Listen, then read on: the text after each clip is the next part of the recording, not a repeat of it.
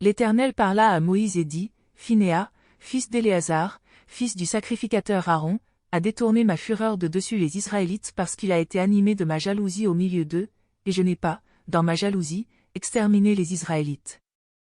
C'est pourquoi tu diras que je lui accorde mon alliance de paix.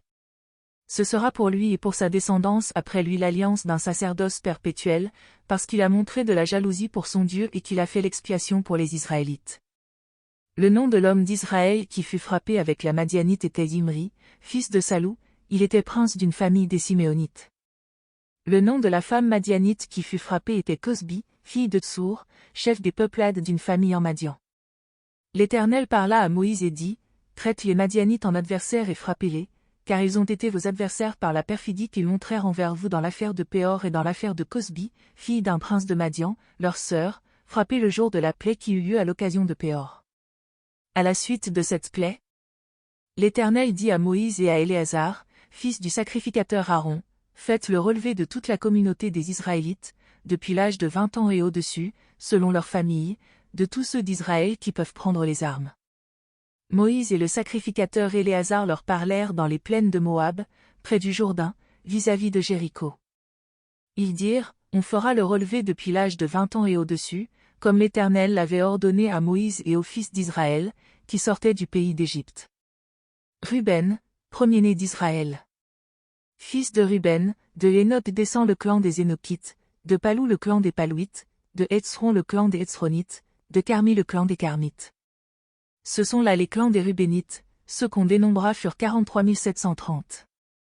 Fils de Palou, Eliab. Fils d'Eliab, Nemuel, Dathan et Abiram.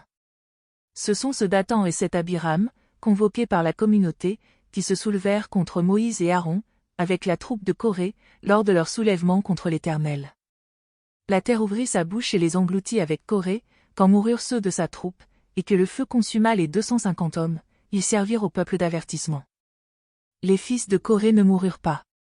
Fils de Siméon, selon leur clan, de Nemuel descend le clan des Nemuélites, de Yamin, le clan des Yaminites, de Yakin, le clan des Yakinites, de Zéra, le clan des Zéraïtes, de Saul, le clan des Solites. Ce sont là les clans des Siméonites, 22 200.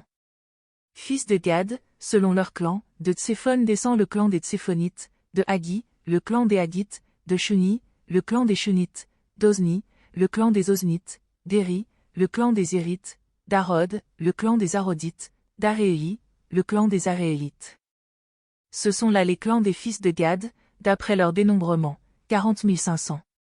Fils de Juda, Euer et Onan, mais Euer et Onan moururent au pays de Canaan. Voici les fils de Juda, selon leur clan, de Shéla descend le clan des Shélanites, de Péré, le clan des Parthites, de Zéra, le clan des Arites. Les fils de Péré, de Hétzron, descend le clan des Hétzronites, de Hamoul, le clan des Hamoulites. Ce sont là les clans de Juda, d'après leur dénombrement, 76 500. Fils d'Issachar, selon leur clan, de Tola descend le clan des Tolaïtes, de Pouva, le clan des Pounites, de Yachoub, le clan des Yachoubites, de Chinron, le clan des Chinronites. Ce sont là les clans d'Issachar, d'après leur dénombrement, 64 300. Fils de Zabulon, selon leur clan, de Séred descend le clan des Sardites, d'Élon, le clan des Élonites, de Yaléel, le clan des Yaléelites. Ce sont là les clans des Zabulonites, d'après leur dénombrement, 60 500. Fils de Joseph, selon leur clan, Manassé et Éphraïm. Fils de Manassé, de Makir descend le clan des Makirites. Makir engendra Galad. De Galad descend le clan des Galadites. Voici les fils de Galad, de Yézé descend le clan des Yézérites, de Lélec, le clan des Elkites, d'Asriel, le clan des Asriélites, de Sichem, le clan des Sichémites, de Shemida, le clan des Shemidaïtes, de Éphé, le clan des Éphrites. Sélophad, fils de Éphé n'eut pas de fils, mais seulement des filles. Voici les noms des filles de Tsélophad, Mala, Noa, Ogla, Milka et Tirtsa. Ce sont là les clans de Manassé, d'après leur dénombrement, 52 700. Voici les fils d'Éphraïm, selon leur clan, de Choutela descend le clan des Choutalites, de Béké, le clan des Bakrites, de Tahan, le clan des Tahanites. Voici les fils de Choutela, d'Héran descend le clan des Héranites. Ce sont là les clans des fils d'Éphraïm, d'après leur dénombrement, 32 500. Ce sont là les fils de Joseph, selon leur clan. Fils de Benjamin, selon leur clan, de Béla descend le clan des Balites, d'Ashbel, le clan des Ashbélites, d'Aïram, le clan des Aïramites, de Shoupham, le clan des Shouphamites, de Oupham, le clan des Ouphamites. Les fils de Béla furent, Aerdé et Naman. D'Aerdé descend le clan des Ardites, de Naman, le clan des Namanites. Ce sont là les fils de Benjamin, selon leur clan et d'après leur dénombrement, 45 600. Voici les fils de Dan, selon leur clan, de Chouam descend le clan des Chouamites. Ce sont là les clans de Dan, selon leur clan. Total pour les clans des Chouamites, d'après leur dénombrement, 64 400. Fils d'Azer, selon leur clan, de Yimna descend le clan des Yimnites, de Yishvi, le clan des Yishvites, de Beria, le clan des Bériites. Des fils de Beria descendent, de Héber, le clan des Hébrites, de Malkiel, le clan des Malkiélites. Le nom de la fille d'Azer était Séra. Ce sont là les clans des fils d'Azer, d'après leur dénombrement, 53 400. Fils de Nephtali, selon leur clan, de Yatsel descend le clan des Yatsélites, de Gouni, le clan des Gonites, de Yetsé, le clan des Yitzrites, de Shilem, le clan des Shilémites. Ce sont là les clans de Nephtali, selon leur clan et d'après leur dénombrement, 45 400. Tels sont ceux des Israélites qui furent dénombrés, 600 à 1730. L'Éternel parla à Moïse et dit, le pays sera partagé entre eux, pour être leur héritage, selon le nombre des personnes. À ceux qui sont en plus grand nombre tu donneras un héritage plus grand, et à ceux qui sont en plus petit nombre tu donneras un héritage plus petit, on donnera à chacun son héritage d'après le dénombrement. Mais le partage du pays aura lieu par le sort, ils le recevront en héritage selon les noms des tribus de leurs pères. C'est par le sort que l'héritage sera partagé entre ceux qui sont en grand nombre et ceux qui sont en petit nombre. Voici les Lévites qui furent dénombrés selon leur clan, de Gershon descend le clan des Gershonites, de Kehath, le clan des Kehathites, de Merari, le clan des Merarites. Voici les clans de Lévi, le clan des Libnites, le clan des Hébronites, le clan des Malites, le clan des Mouchites, le clan des Coréites. Kehath engendra Amram. Le nom de la femme d'Amram était Yokébed, fille de Lévi, laquelle naquit à Lévi, en Égypte, elle enfanta à Amram, Aaron, Moïse et Myriam, leur sœur. Il naquit à Aaron, Nadab et Abihu, Éléazar et Itamar. Nadab et Abihu moururent, lorsqu'ils apportèrent devant l'Éternel du feu étranger. Ceux dont on fit le dénombrement, tous les hommes depuis l'âge d'un mois et au-dessus, furent 23 000. Ils ne furent pas dénombrés parmi les Israélites, parce qu'il ne leur fut pas donné d'héritage au milieu des Israélites. Tels sont ceux qui furent dénombrés par Moïse et le sacrificateur Éléazar dans les plaines de Moab, près du Jourdain, vis-à-vis de Jéricho. Parmi eux, il n'y avait aucun de ceux qui avaient été dénombrés par Moïse et le sacrificateur Aaron. Ils avaient dénombré les Israélites dans le désert du Sinaï. Car l'Éternel avait dit, ils mourront dans le désert, et il n'en restait pas un, excepté Caleb, fils de Yéphuné, et Josué, fils de Nun. Alors s'approchèrent les filles de Tsélophad, fils de Éphé, fils de Galad, fils de Makir, fils de Manassé, des clans de Manassé, fils de Joseph. Voici leurs noms, Mala, Noa, Ogla, Milka et Tirtsa. Elles se présentèrent devant Moïse, devant le sacrificateur Éléazar et devant les princes et toute la communauté, à l'entrée de la tente de la rencontre. Elles dirent, notre père est mort dans le désert, il n'était pas au milieu de la troupe de ceux qui se révoltèrent contre l'Éternel, de la troupe de Corée, mais il est mort pour son propre péché et il n'avait pas de fils. Pourquoi le nom de notre père serait-il retranché du milieu de son clan, parce qu'il n'avait pas de fils? Donne-nous une possession parmi les frères de notre père. Moïse porta leur cause devant l'Éternel. L'Éternel dit à Moïse, les filles de Tsélophad ont raison. Tu leur donneras en héritage une possession parmi les frères de leur père, et c'est à elles que tu feras passer l'héritage de leur père. Tu parleras aux Israélites en ces termes, lorsqu'un homme mourra sans laisser de fille, vous ferez passer son héritage à sa fille.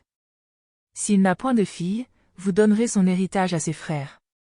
S'il n'a point de frère, vous donnerez son héritage aux frères de son père. S'il n'a point de frère de son père, vous donnerez son héritage aux plus proches parents dans son clan, et c'est lui qui le possédera. Ce sera pour les Israélites une prescription et un droit, comme l'Éternel l'a ordonné à Moïse. L'Éternel dit à Moïse, monte sur cette montagne d'Abarim et regarde le pays que je donne aux Israélites. Tu le regarderas, mais toi aussi, tu seras recueilli auprès de ton peuple, comme Aaron, ton frère, a été recueilli, parce que vous avez été rebelles à mon ordre, dans le désert de Tsin, lors de la contestation de la communauté, et que vous ne m'avez pas sanctifié à leurs yeux à l'occasion des eaux. Ce sont les eaux de contestation, à Kadek, dans le désert de Tsin. Moïse parla à l'Éternel et dit, que l'Éternel, le Dieu des esprits de toute chair, établisse sur la communauté un homme qui sorte devant eux et qui entre devant eux, qui les fasse sortir et qui les fasse entrer, afin que la communauté de l'Éternel ne soit pas comme des brebis qui n'ont point de berger. L'Éternel dit à Moïse, prends Josué, fils de Nun, homme en qui se trouve l'esprit, et tu poseras ta main sur lui. Tu le placeras devant le sacrificateur Éléazar et devant toute la communauté, et tu lui donneras des ordres sous leurs yeux. Tu le rendras participant de ta dignité, de sorte que toute la communauté des Israélites l'entende. Il se tiendra devant le sacrificateur Éléazar, qui consultera pour lui le jugement de l'Urim devant l'Éternel, et lui-même, ainsi que tous les Israélites avec lui, et toute la communauté, sortiront sur l'ordre d'Éléazar et rentreront sur son ordre. Moïse agit comme l'Éternel le lui avait ordonné. Il prit Josué et le plaça devant le sacrificateur Éléazar et devant toute la communauté. Il posa ses mains sur lui et lui donna des ordres, comme l'Éternel l'avait dit par l'intermédiaire de Moïse. L'Éternel parla à Moïse et dit, donne cet ordre aux fils d'Israël, tu leur diras, vous aurez soin de me présenter, au temps fixé, mon oblation, l'aliment de mes sacrifices consumés par le feu et qui me sont d'une agréable odeur. Tu leur diras, voici le sacrifice consumé par le feu que vous présenterez à l'Éternel, chaque jour, 2 agneaux d'un an sans défaut, comme holocauste perpétuel. Tu offriras l'un des agneaux le matin et l'autre agneau entre les 2 soirs, pour l'offrande un 10e d'épha de fleurs de farine pétrie dans un quart de hin d'huile d'olive concassée. C'est l'holocauste perpétuel, offert au mont Sinaï, c'est un sacrifice consumé par le feu, d'une agréable odeur à l'Éternel. La libation sera d'un quart de hin pour chaque agneau, c'est dans le lieu saint que tu feras la libation de liqueur à l'Éternel. Tu offriras le second agneau entre les 2 soirs, avec une offrande et une libation semblable à celle du matin, c'est un sacrifice consumé par le feu, d'une agréable odeur à l'Éternel. Le jour du sabbat, vous offrirez 2 agneaux d'un an sans défaut, pour l'offrande, 2 dixièmes de fleurs de farine pétrie à l'huile, avec la libation. C'est l'holocauste du sabbat, pour chaque sabbat, en plus de l'holocauste perpétuel et de la libation. Au commencement de vos mois, vous offrirez en holocauste à l'Éternel 2 jeunes taureaux, un bélier et 7 agneaux d'un an sans défaut, comme offrande pour chaque taureau, 3 dixièmes de fleurs de farine pétrie à l'huile, comme offrande pour le bélier, 2 dixièmes de fleurs de farine pétrie à l'huile, comme offrande pour chaque agneau, 1 dixième de fleurs de farine pétrie à l'huile. C'est un holocauste consumé par le feu, d'une agréable odeur à l'Éternel.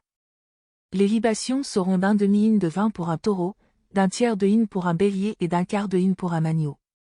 C'est l'holocauste du commencement du mois, pour chaque mois, pour tous les mois de l'année. On offrira à l'Éternel un bouc pour le péché, en plus de l'holocauste perpétuel et de la libation. Le 1er mois, le 14e jour du mois, ce sera la Pâque de l'Éternel. Le 15e jour de ce mois sera un jour de fête. On mangera pendant 7 jours des pains sans levain. Le 1er jour, il y aura une sainte convocation, vous ne ferez aucun ouvrage servile. Vous présenterez à l'Éternel, en holocauste consumé par le feu, 2 jeunes taureaux, un bélier, et vous aurez 7 agneaux d'un an sans défaut, et comme offrande correspondante de fleurs de farine pétrie à l'huile, 3 dixièmes pour un taureau, 2 dixièmes pour un bélier et 1 dixième pour chacun des 7 agneaux. Vous offrirez un bouc pour le péché, afin de faire pour vous l'expiation. Vous offrirez ces sacrifices, outre l'holocauste du matin, qui est un holocauste perpétuel. Vous les offrirez chaque jour, pendant 7 jours, comme l'aliment d'un sacrifice consumé par le feu, d'une agréable odeur à l'Éternel. On les offrira, en plus de l'holocauste perpétuel et de la libation. Le 7e jour, vous aurez une sainte convocation, vous ne ferez aucun ouvrage servile. Le jour des prémices, où vous présenterez à l'Éternel une offrande nouvelle, à votre fête des semaines, vous aurez une sainte convocation, vous ne ferez aucun ouvrage servile. Vous présenterez en holocauste, d'une agréable odeur à l'Éternel, 2 jeunes taureaux, un bélier et 7 agneaux d'un an, comme offrande correspondante de fleurs de farine pétrie à l'huile, 3 dixièmes pour chaque taureau, 2 dixièmes pour le bélier et 1 dixième pour chacun des 7 agneaux. Vous offrirez un bouc, afin de faire pour vous l'expiation. Vous présenterez ces sacrifices, outre l'holocauste perpétuel et son offrande. Vous aurez des victimes sans défaut, ainsi que leur libation. Le 7e mois, le 1er du mois, vous aurez une sainte convocation, vous ne ferez aucun ouvrage servile. Ce sera pour vous un jour marqué par une clameur. Vous offrirez en holocauste, d'une agréable odeur à l'Éternel, un jeune taureau, un bélier et 7 agneaux d'un an sans défaut, ainsi que l'offrande correspondante de fleurs de farine pétrie à l'huile, 3 dixièmes pour le taureau, 2 dixièmes pour le bélier et 1 dixième pour chacun des 7 agneaux. Vous offrirez un bouc pour le péché, afin de faire pour vous l'expiation, outre l'holocauste et son offrande correspondante de chaque mois, l'holocauste perpétuel, son offrande et ses libations d'après les ordonnances établies. Ce sont des sacrifices consumés par le feu, d'une agréable odeur à l'Éternel. Le 10 de ce 7e mois, vous aurez une sainte convocation et vous humilierez vos âmes, vous ne ferez aucun ouvrage. Vous présenterez en holocauste, d'une agréable odeur à l'Éternel, un jeune taureau, un bélier et 7 agneaux d'un an sans défaut, ainsi que l'offrande correspondante de fleurs de farine pétrie à l'huile, 3 dixièmes pour le taureau, 2 dixièmes pour le bélier et 1 dixième pour chacun des 7 agneaux. Vous offrirez un bouc pour le péché, outre le sacrifice expiatoire pour le péché, l'holocauste perpétuel ainsi que l'offrande et les libations correspondantes. Le 15e jour du 7e mois, vous aurez une sainte convocation, vous ne ferez aucun ouvrage servile. Vous célébrerez une fête en l'honneur de l'Éternel, pendant 7 jours. Vous présenterez en holocauste consumé par le feu, d'une agréable odeur à l'Éternel, 13 jeunes taureaux, 2 béliers et 14 agneaux d'un an sans défaut, ainsi que l'offrande correspondante de fleurs de farine pétrie à l'huile, 3 dixièmes pour chacun des 13 taureaux, 2 dixièmes pour chacun des 2 béliers et 1 dixième pour chacun des 14 agneaux. Vous offrirez un bouc pour le péché, outre l'holocauste perpétuel, son offrande et sa libation. Le second jour, vous offrirez 12 jeunes taureaux, 2 béliers et 14 agneaux d'un an sans défaut, avec l'offrande et les libations pour les taureaux, les béliers et les agneaux, selon leur nombre, d'après l'ordonnance. Vous offrirez un bouc pour le péché, outre l'holocauste perpétuel, son offrande et ses libations. Le 3e jour, vous offrirez 11 taureaux, 2 béliers et 14 agneaux d'un an sans défaut, avec l'offrande et les libations pour les taureaux, les béliers et les agneaux, selon leur nombre, d'après l'ordonnance. Vous offrirez un bouc pour le péché, outre l'holocauste perpétuel, son offrande et sa libation. Le 4e jour, vous offrirez 10 taureaux, 2 béliers et 14 agneaux d'un an sans défaut, avec l'offrande et les libations pour les taureaux, les béliers et les agneaux, selon leur nombre, d'après l'ordonnance. Vous offrirez un bouc pour le péché, outre l'holocauste perpétuel, son offrande et sa libation. Le 5e jour, vous offrirez 9 taureaux, 2 béliers et 14 agneaux d'un an sans défaut, avec l'offrande et les libations pour les taureaux, les béliers et les agneaux, selon leur nombre, d'après l'ordonnance. Vous offrirez un bouc pour le péché, outre l'holocauste perpétuel, son offrande et sa libation. Le 6e jour, vous offrirez 8 taureaux, 2 béliers et 14 agneaux d'un an sans défaut, avec l'offrande et les libations pour les taureaux, les béliers et les agneaux, d'après l'ordonnance. Vous offrirez un bouc pour le péché, outre l'holocauste perpétuel, son offrande et ses libations. Le 7e jour, vous offrirez 7 taureaux, 2 béliers et 14 agneaux d'un an sans défaut, avec l'offrande et les libations pour les taureaux, les béliers et les agneaux, selon leur nombre, d'après l'ordonnance. Vous offrirez un bouc pour le péché, outre l'holocauste perpétuel, son offrande et sa libation. Le 8e jour, vous aurez une cérémonie solennelle, vous ne ferez aucun ouvrage servile. Vous présenterez en holocauste, consumé par le feu, d'une agréable odeur à l'Éternel, un taureau, un bélier et 7 agneaux d'un an sans défaut, avec l'offrande et les libations pour le taureau, le bélier et les agneaux, selon leur nombre, d'après l'ordonnance. Vous offrirez un bouc pour le péché, outre l'holocauste perpétuel, son offrande et sa libation. C'est ce que vous ferez pour l'Éternel à l'occasion de vos solennités, outre vos holocaustes, vos offrandes, vos libations et vos sacrifices de communion en accomplissement d'un vœu ou en offrande volontaire. Moïse dit aux Israélites tout ce que l'Éternel lui avait ordonné.